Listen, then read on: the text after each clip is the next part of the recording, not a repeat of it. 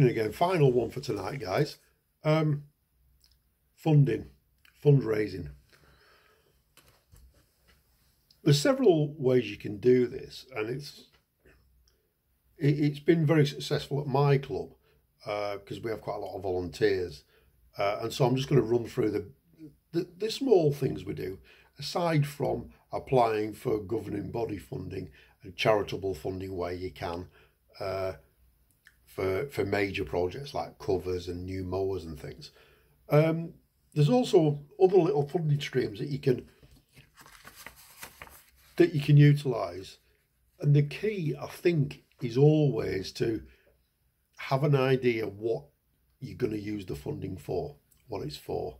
Yeah, because then that will focus your mind. It will focus everyone's mind to give perhaps more generously if they know what it's for, rather than just saying it's funding for general running of the club or something like that.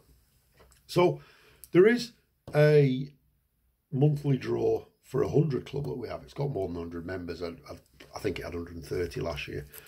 And you pay £2 a month. And we run a standing order scheme. Some people pay in one go and other people pay monthly. I pay monthly. And I pay 2 lots. So it's £4 a month. It's a sandwich, and it's not even a sandwich and a cup of coffee once a month. So you don't miss it. But it's a very valuable source of income for all clubs. And we're lucky enough to have someone who runs it very efficiently, does the draws on time, publicises it all, very, very efficiently run. And it helps to help things tick over, buy little bits of things that we need from time to time. And that works well. What we also try to do as well is we have the football cards as sort of scratch off versions. And if we started using them as a match day thing, do it every match day, and it raises £20, so it pays for half the teas or something like that. But whilst we've been in lockdown, what's been happening is larger football cards have been being done to help tick over the money for the club, and that's been extremely well supported, really well supported. There's some big prizes, of course, because you're paying a £5 or whatever for it, or a tenner for a square, and there might be 80 squares or 100. So the prize is very much worth having. And again, that's really well run. The players do all this, and that's really well run and really, really well organised. So that's to help the running of the club through these times, and obviously we've got no income. Then you look at annual sponsorship. Now, normally, if you're lucky enough to be able to get a kit sponsor, it normally lasts 3 years. That's what it does, and it's normally just the shirts. So we're lucky enough for that. But also advertising boards around the ground are renewed on a yearly basis. And then we have a sponsor board, which is a match sponsor board, and each person or organisation pays however much it is. I'm not sure how much it is to sponsor a match ball.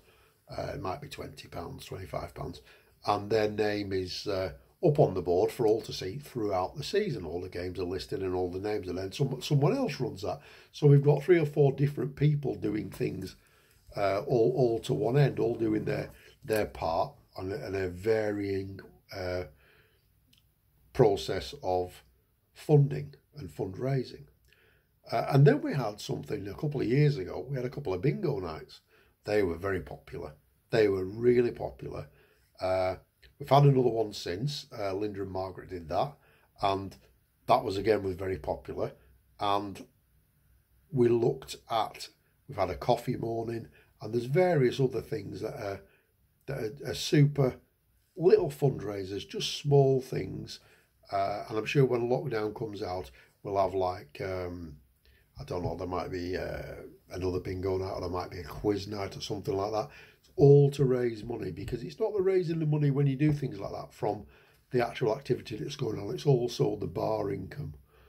So lots of different income streams to think about. And I'm sure there's many more that we haven't thought of yet.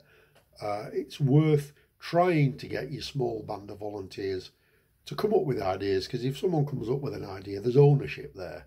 It's much better that way than actually having a list of ideas and trying to farm them out to people. If people are sure that it's their idea, then they'll take ownership of it, and that makes for a much better situation.